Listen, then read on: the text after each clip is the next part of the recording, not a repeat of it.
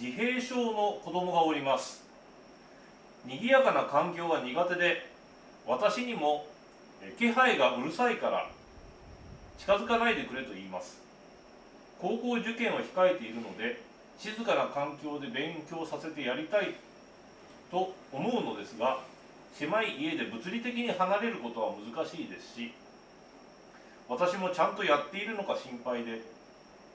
ついつい視線を送ってしまいます。気配とは何でしょうか。気配を出さないようにすることや、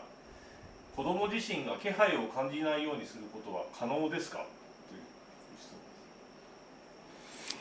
問です。自閉症っていうのはね、ごく座ることでね、これは脳の中の配線の問題ですからね。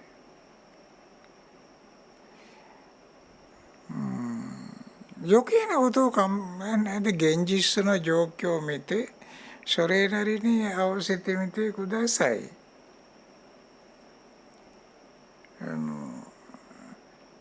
だって天才たちもほとんど自閉症だからね、オーティズムですね。最近たまたまテレビつけてみたら、あれも高校生からプロのピアニストになっていてね、結構厳しい自閉症があったんだけど、今音楽でも頑張ってはいるんですね。だからその子にはもうやっぱり音は聞いていられないんですね。外へ出られない。外の音はうるさくて、それでピアノだけに入っちゃって、そこでもう天才みたいな能力発揮してたんだけど、あの子は慣れたみたい。社会に出ることは自分いろんな例えば駅の音とかね、全部録音して持ってパソコンに載せて、それは音を通して聞いて脳にインプットしてで理解していって、今はほとんど大丈夫ということでテレビで喋ってたんですね。結構頑張ってます。すごい接待音感がある素晴らしい子ですけどね。可愛かったしね。だからしょうがないんですね。これはね、これ気配あれやこれやとかね。だから高校生になる前にね、いろいろお互いに話し合ってこの子供のオーバーロードになるところ、情報がね、脳みそがね、これはオーバーロードというかね、なんて言いますか、データが処理できないぐらい入っちゃって麻痺しちゃうんですね。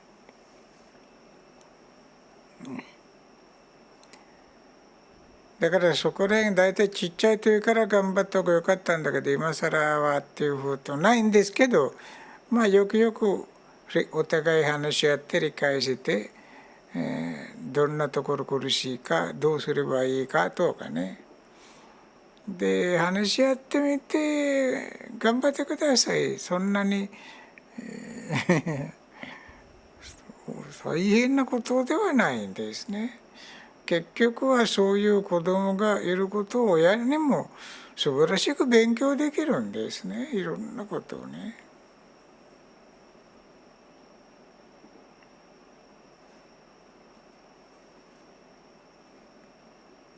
この気配とは何でしょうかと。何でしょうかね。やっぱり人もどんな生命からでも心がずっと動いてますでしょ。心っていうのは現代人々の考えでは脳の中で起こる電気信号でしょ。電波でしょ。結局はそれは飛びますね。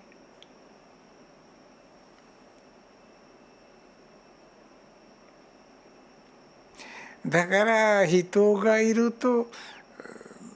なんとなくわかるんですね。どうしても電波出してるんですね。携帯のあれをオフできますけど、人間に自分の心の機能一時停止することできんだから、サイレントモードにすることできんだからね。気配っていうのはまあおそらくそういうことでしょうね。だから我々も気配は感じているんだからね。だからあなたは親としてね、いつでも優しい心、優しい気配を作って昇進してください。で嫌だもうと言ったら親に対してもね、うるさいだからもうあれこれ言われるともうちょっと現実的に成り立てないんですね。子供は悪くないんで、子供にとってはこのインフォメーションオーバーロード状態になっているんですね。だから耐えられないんですね。で子供は悪いことを言ってるんじゃなくてね、もうこれは超熱くて飲めないんだよと言ってるぐらいの話なんです。でもインフォメーションオーバーローディングというのはこれはサウンドインフォメーションいろいろありますね。だからこの子供はうるさいって言っちゃうかも。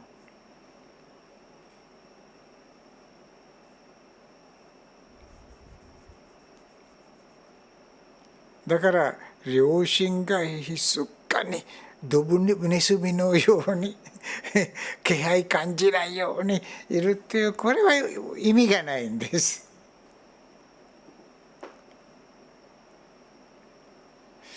いくら我が子はすごく可愛くて育てなくちゃいけないという心配があっても、